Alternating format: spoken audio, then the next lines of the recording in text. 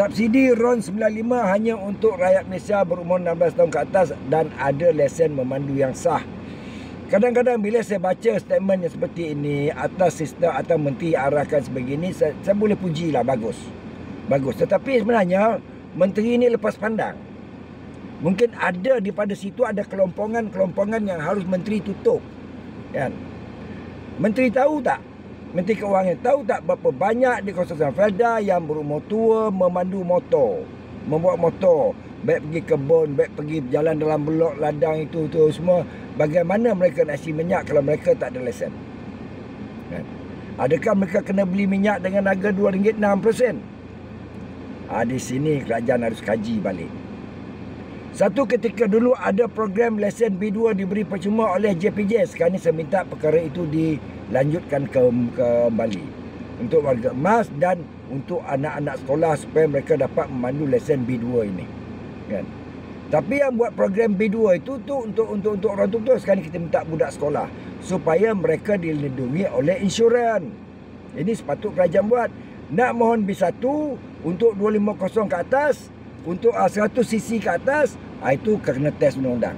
Tapi untuk 100cc ke bawah, 90-70, itu kita boleh bagi percuma. JPJ bagi kerajaan bagi pelbagai cuma. Tapi motor itu sahaja, tak boleh lebih.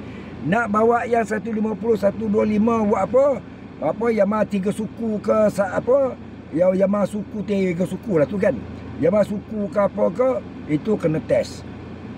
Tapi untuk budak sekolah buat B2. Saya pun heran. Tak perlulah JPJ nak test berniti atas batas lah, buat nombor 8 lah. Sebab apa?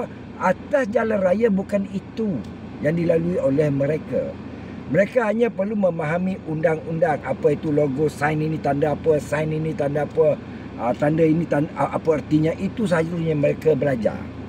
Bukan buat nombor 8 dan bukan test nombor 8 dan meniti atas batas. Itu semua karut. Bagi saya lah. Kan? Kalau masing-masing bersetuju, silakan. Sebab apa?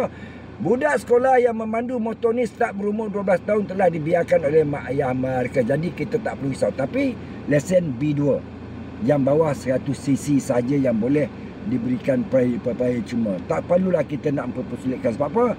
Sebab subsidi minyak ni bagi mereka yang ada lesen. Jadi ini yang harus kita fikirkan bersama-sama. Ya. Sebab minyak RM1.99 ni dah murah. Sebab apa? Selepas ini tak ada lagi RM2.05, RM2.60. Adakah kita nak tengok mana penekuk-penekuk Felda yang tak berlesen, anak-anak muda Felda yang tak berlesen, terpaksa mengisi minyak yang RM2.60. So, tak ada lesen. Yang disyaratkan kena ada IC ke kena ada lesen. Kan? Macam saya ada lesen tu okey lah. Kan? Tapi bagi yang tak berlesen, budak-budak sekolah tadi. Jadi saya sarankan pada kerajaan, arah JPJ Menteri apa ni, Datuk apa ni, YB Anthony Lok, cuba fikir-fikir sikit. Segerakan